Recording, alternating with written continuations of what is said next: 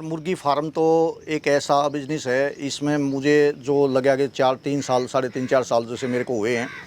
तो ये तो एक ऐसा मॉडल है कि इससे तो आप ईमानदारी से करो तो कितने ही पैसे कमा सकते हो सर।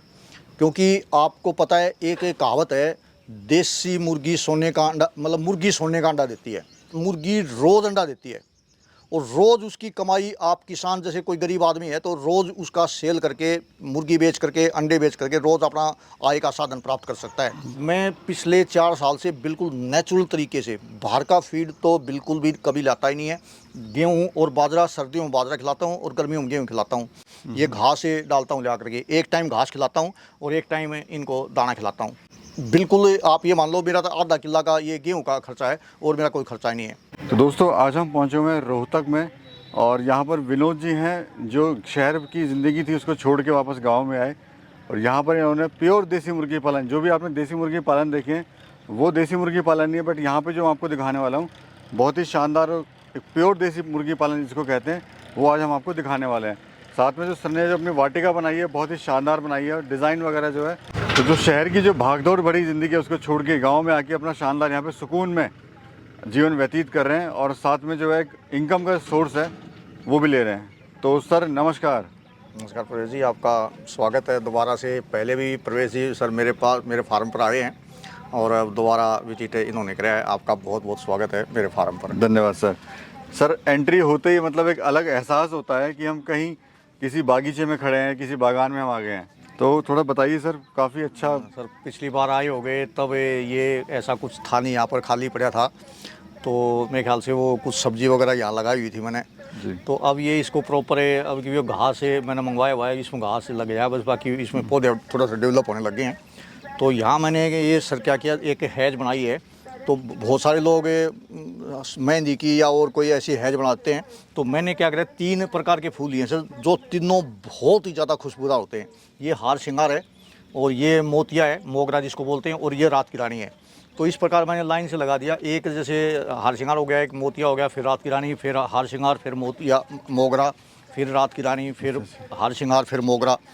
तो सर इसमें क्या होता है, जैसे ये रात की रानी है, इसमें रात को फूल खिलते हैं और इतनी खुशबू होती है, लाखों की संख्या में फूल खिलते हैं और इसकी खुशबू बहुत लंबे दूर तक जाती है, 1 किलोमीटर तक भी आपको पता लगेगा हाँ रात की रानी कहीं लगी हुई है। और मोगरा तो सर आपको मालूम ही है जी, ये तो ज़बरदस्त चीज़ है, घुसते ही स्मेल आ जाती है। हाँ, ये इतने फूल सारे ये जैसे ये खिले हुए हैं जी। और इस पर ये देखिए फूल, ये भी रात को जैसे दिन में भी आप यहाँ बैठे होगे तो बड़ा खुशबू होती है, बहुत ज़्यादा खुशबू होती है। अच्छा सर, मैं थोड़ा जानना चाह रहा हूँ, जो आप जैसे दिल्ली का जो आपका पीछे पास्ट रहा है, थोड़ा उसके बारे में बताइए। दिल्ली में कितने साल आपने रहे वहाँ पर? सर दिल्ली में काफ़ी टाइम रहा, तो मैं लगभग गांव से 1995 में निकल गया था और 1995 के बाद अभी 4 साल हुए मेरे को आए हुए, मतलब लगभग 30-35 साल मतलब बाहर रहा मैं। यहाँ पे जो आपने देसी मुर्गी पालन शुरू करा अपना, ये हाँ। तो लोग सर मतलब अगर जो शहर जाता है वो शहर में रहता है, लेकिन आप शहर छोड़ के वापस गांव में आए हैं। बस आना तो एक आना पड़ा मेरे को किसी कारणवश। मेरा परिवार अब भी सारा दिल्ली रहता है और यहाँ पर मैं और मेरी माँ, घर पर मेरी माँ बुजुर्ग हैं, बड़ी हैं, तो मेरी माँ के साथ मैं रहता हूँ यहाँ पर। जी, आइए सर दिखाते हैं सर। और काफ़ी बढ़िया जो है यहाँ पे सर ने पूरा टूर कराऊंगा दोस्तों पूरे फार्म का। बहुत ही बढ़िया फार्म यहाँ बनाया हुआ है सर ने। तो सर हम देख रहे हैं जैसे आपने ये अपने लिए बैठने के लिए कुटिया टाइप बनाई हुई है, आपने मिट्टी से लिपा हुआ है और जो दरवाजे हैं ये पुराने जो राजा महाराजाओं के टाइम के हुआ करते थे, वही दरवाजे सर आज हम देख रहे हैं। थोड़ा बताइए सर इसके बारे में भी। सर एक क्योंकि दिल्ली में तो एक भागम भाग लाइफ थी, भीड़ भड़ाका था बहुत ज़्यादा, मतलब जैसे पोल्यूशन वगैरह था। तो यहाँ शहरों में तो पक्के मकान तो शहरों में हैं ही, होते ही हैं। तो यहाँ आकर के एक गांव में आए हैं तो गांव की तरह ही रहने का प्रयास मैंने एक मन में था।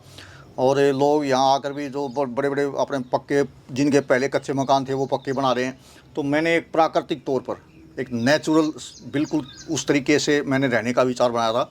और ये सर आप देख रहे हो, ये जो दीवार हैं ये भी मिट्टी की हैं जी। ये आप देख रहे हैं दीवार, ये कच्ची ईंटों की हैं सर।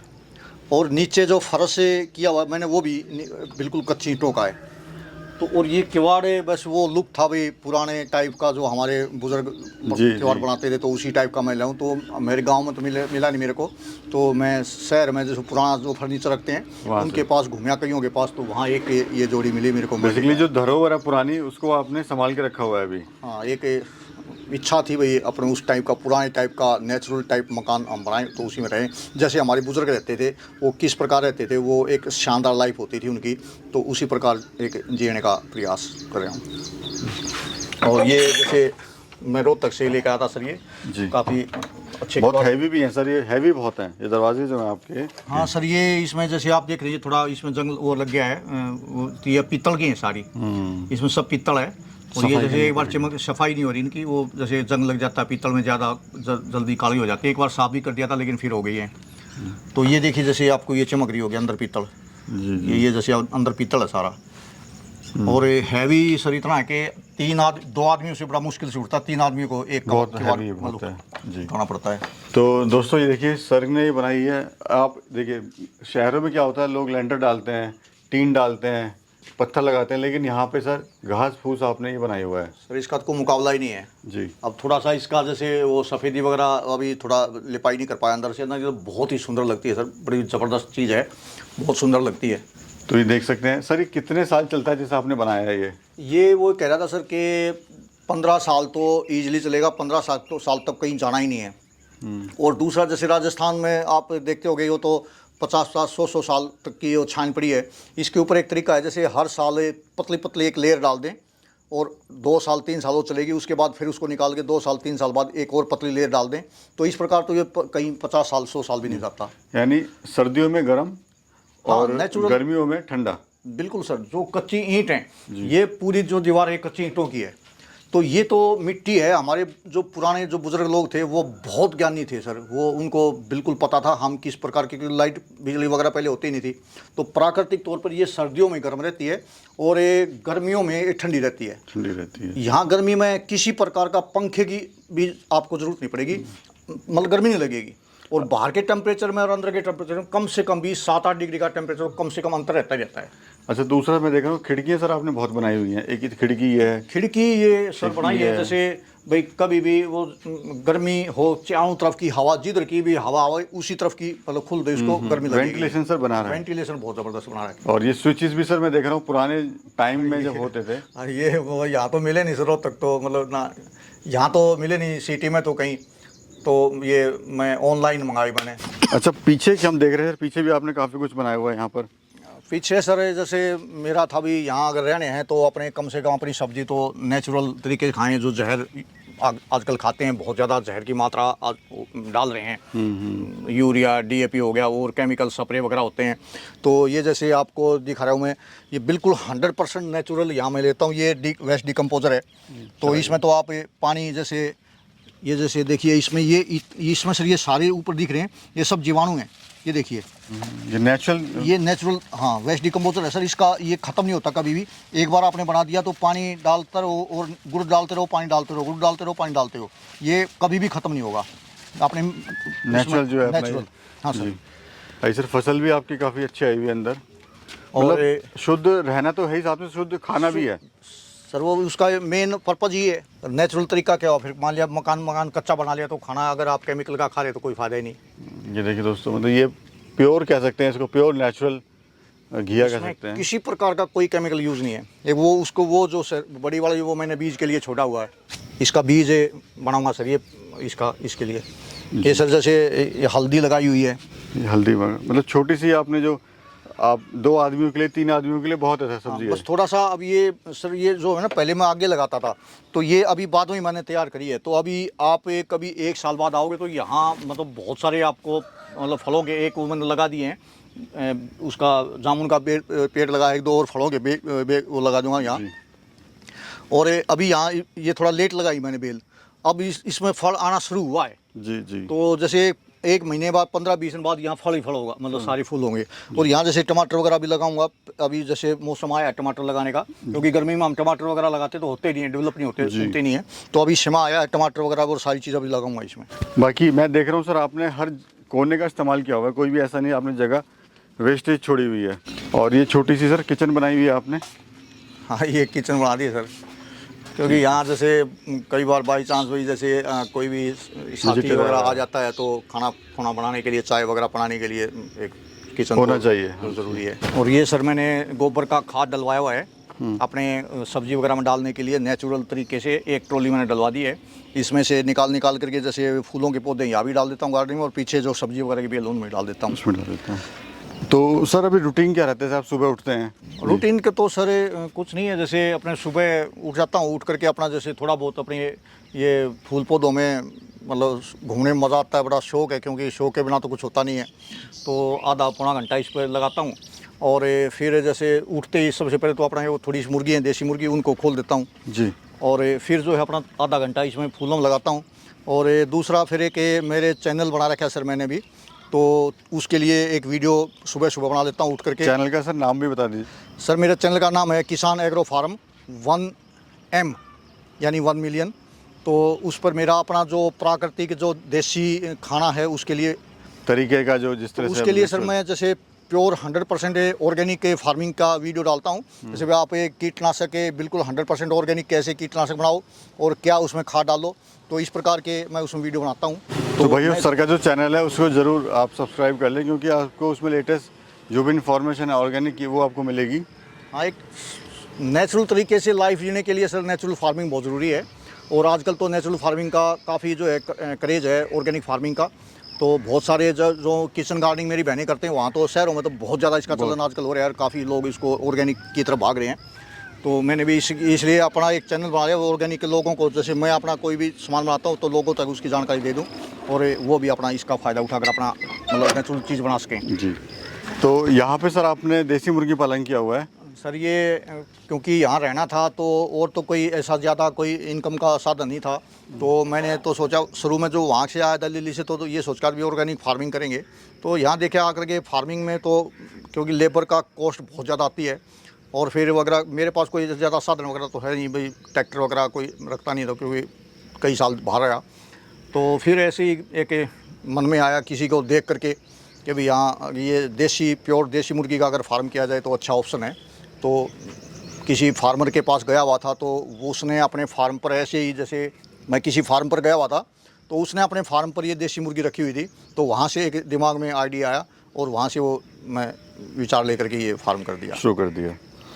तो अभी सर जैसे हम देख रहे हैं आपके पास खरगोश भी है, गिन्नी फॉल भी, तो इसका क्या काम है सर दोनों का? खरगोश तो सर वैसे ही शौकिया मतलब सुंदर लगते हैं, घूमते हुए कूदते हुए उछलते हुए बड़ा सुंदर लगते हैं, इसलिए एक मतलब ले आया। तो और गिन्नी फाउल सर मैं 2 पेयर ले आया था, 2 पेयर मेरे पता नहीं वो मर गए कैसे मर गए, और 2 पेयर अभी 1 पेयर मेरे पास है अभी। तो सर इससे भी कुछ फ़ायदा होता है? जैसे आपने अंडे वगैरह सेल कर रहे हैं, मुर्गा वगैरह सेल कर रहे हैं सर गिनी फाउल का यहाँ अपने नॉर्थ इंडिया में चलन नहीं है। जैसे आप यूपी बिहार जाओगे तो बहुत काफ़ी मात्रा, यूपी में तो काफ़ी मात्रा में इसका पालन होता है, और बहुत अंडे सेम मुर्गी जो अंडा होता है सेम ऐसे अंडा होता है, और कोई इसमें फ़र्क नहीं आता, वही टेस्ट होता है, वही अंडा होता है, उसी साइज का लगभग। तो यानी ये जो आपका मॉडल है फार्मिंग मॉडल साथ में देसी मुर्गी पालन, इससे भी छोटी छोटी जो अर्निंग है वो ले सकते हैं, और अगर कोई बड़े स्केल पे करना चाहता है तो वो ज़्यादा अर्निंग ले सकता है। सर मुर्गी फार्म तो एक ऐसा बिजनेस है, इसमें मुझे जो लगा कि 3 साल 3.5-4 साल जैसे मेरे को हुए हैं, तो ये तो एक ऐसा मॉडल है कि इससे तो आप ईमानदारी से करो तो कितने ही पैसे कमा सकते हो सर। क्योंकि आपको पता है एक कहावत है, देसी मुर्गी सोने का अंडा, मतलब मुर्गी सोने का अंडा देती है। उसका कारण क्या है सर, क्यों कहते हैं? एक वीडियो में सर मैंने पहले भी इस बारे में बताया, और अपना चैनल है मेरा उसमें भी मैंने बताया। मेरे दोस्तों 2 चैनल हैं, एक किसान एग्रो फार्मिंग जो मुर्गियों का मैंने चैनल बनाया है, और एक किसान एग्रो फार्म 1M के नाम से है जो नेचुरल फार्मिंग का मैं वीडियो डालता हूं। तो मुर्गी सोने का अंडा देती है, कोई नहीं कहेगा सर गाय सोने का बछड़ा देती है या चिड़िया सोने का अंडा देती है। मुर्गी के बारे में कहा गया है मुर्गी सोने का अंडा देती है। उसको क्यों कहा गया? सर मुर्गी रोज़ अंडा देती है, और रोज़ उसकी कमाई, आप किसान जैसे कोई गरीब आदमी है तो रोज़ उसका सेल करके, मुर्गी बेच करके, अंडे बेच करके रोज़ अपना आय का साधन प्राप्त कर सकता है। तो इसका तो एक ऐसा स्केल है सर, मुर्गी डेली अंडा देगी। उसको आप अगर विस्तार करना चाहो तो ऐसा कोई बिजनेस है नहीं है जितना स्पीड से मुर्गी फार्म बढ़ सकता है उतना दूसरा कोई फार्म। 10 मुर्गी लिया है सर, 10 मुर्गी से आप एक साल में 1000 मुर्गी कर लो। अच्छा, दूसरा मैं देख रहा हूँ जो आपका कॉन्सेप्ट है ना सर, देसी मुर्गी पालन है वो बहुत ही डिफरेंट है। आपकी जो मुर्गियाँ एक तो फ्री में पल रही हैं, जी आप इनको सिर्फ गेहूँ वगैरह खिलाते हो, जी। और जो अंडे हैं वो नेचुरल तरीके से अंडे आ रहे हैं। बाकी हम देखते हैं फीड खिलाते हैं और उनका जो प्रोसेस है वो भी डिफरेंट है। सर आप ये देखते होगे जितने मुर्गी फार्म खुलते हैं, जितनी स्पीड से खुलते हैं उतनी स्पीड से बंद होते हैं। उसका कारण क्या होता है, वो नेचुरल तरीके से ना पाल करके और मतलब एक जो सोचते हैं भी बहुत जल्दी हमारा डेवलप हो जाए, और नेचुरल चीज़ वो खिलाते नहीं हैं। खर्चा इतना ज़्यादा कर देते हैं, इनकम उतनी होती नहीं है। वो बाहर का फीड खिलाएंगे, उनको ये दिमाग में बैठा दिया गया बाहर का फीड अगर हम नहीं खिलाएंगे तो हमारी मुर्गियाँ जीवित नहीं रहेंगी। और मैं पिछले 4 साल से बिल्कुल नेचुरल तरीके से बाहर का फीड तो बिल्कुल भी कभी लाता ही नहीं है। गेहूँ और बाजरा, सर्दियों में बाजरा खिलाता हूँ और गर्मियों में गेहूँ खिलाता हूँ। गेहूँ मेरा ये फार्म है, यहाँ से एक टंकी पीछे वो टंकी रखी हुई है सर, बड़ा जो गेहूँ डालते हैं 30 मन का होता है वो टंकी, तो उसमें अपना आधा किला के गेहूँ डाल देता हूँ। और यहाँ ये आपको दिख रहा होगा, सुबह मतलब इनको डाल देता हूँ, शाम के टाइम ये आपको इधर दिख रहा होगा, ये देखिए ये घास से डालता हूँ ला करके। एक टाइम घास खिलाता हूँ और एक टाइम इनको दाना खिलाता हूँ। खर्चा बिल्कुल आप ये मान लो मेरा तो आधा किला का ये गेहूँ का खर्चा है और मेरा कोई खर्चा ही नहीं है। अच्छा, प्राकृतिक तौर पर सुबह इनको सर मैं खोल देता हूँ, ये पानी अंदर मेरा, जैसे गर्मी बहुत ज़्यादा गर्मी है तो अंदर पानी पिलाता हूँ। अभी मेरा जैसे सर्दी है, बारिश का मौसम है, पानी पिलाने का, अंदर दाना डालने का कोई सिस्टम नहीं है। सुबह इनका गेट खोल दिया, पूरा दिन अंदर जाओ बाहर आओ, कहीं खाओ कहीं बैठो, इनका मुझे कोई मतलब नहीं है। शाम के टाइम अपने आप अंदर बढ़ जाते हैं, अपने जाकर के खाली गेट बंद करना होता है। मेरा इतना ही काम है सर, सुबह गेट खोल दिया और शाम को गेट बंद कर दिया। और इनका मेंटेनेंस फ्री। सर बताया ना, उसमें अभी चारों तरफ से मैंने ये 7 फुट की बाड़ लगाई हुई है, तो इसमें मैंने सुबह बताया इतना ही काम है। ये 5 मिनट सुबह गेहूँ डाल दिया, इतना ही काम है, गेट खोला और गेहूँ डाल दिया। अपने आप खाएंगे नहीं खाएंगे उनकी मर्जी। यहीं पानी पीते हैं, बाहरी तालाब में पानी पीते रहते हैं और यहीं दाना खाते रहते हैं। तो सर कैसा लग रहा है, एक तरफ दिल्ली की लाइफ और एक तरफ गाँव की लाइफ? सर बहुत अंतर है। अभी मैं वास्तव में दिल से बता रहा हूँ, मेरा दिल्ली जाने का बिल्कुल भी मतलब सिर कटता है। जिस दिन मेरे को ये पता होता है दिल्ली जाना होता है तो उस दिन टेंशन हो जाती है, बिल्कुल दिल नहीं करता दिल्ली जाने का। ये नेचुरल तरीके से हो सकता है वहाँ पैसे ज़्यादा हो, मतलब भागम भाग ज़िंदगी है पोलो, लेकिन वो ज़िंदगी नरक है। यहाँ एक लाइफ, भले यहाँ थोड़ी सी इनकम कम है लेकिन लाइफ ज़बरदस्त है, स्वर्ग है सर यहाँ पर। स्वर्ग है। चलिए सर, बहुत बहुत धन्यवाद सर, आपने बड़ी अच्छी और बहुत ही महत्वपूर्ण जानकारी दी हमारे किसान भाइयों को, और साथ में आपने जो जीने का तरीका है वो सिखाया लोगों को, कैसे आप जो भागदौड़ भरी ज़िंदगी उसको छोड़ के गाँव में आके खुद का ही यहाँ पे घर में गाँव में अपना जो ज़िंदगी है उसको जिएँ और एक अच्छा खाएँ और अच्छा खिलाने की कोशिश भी करें लोगों को।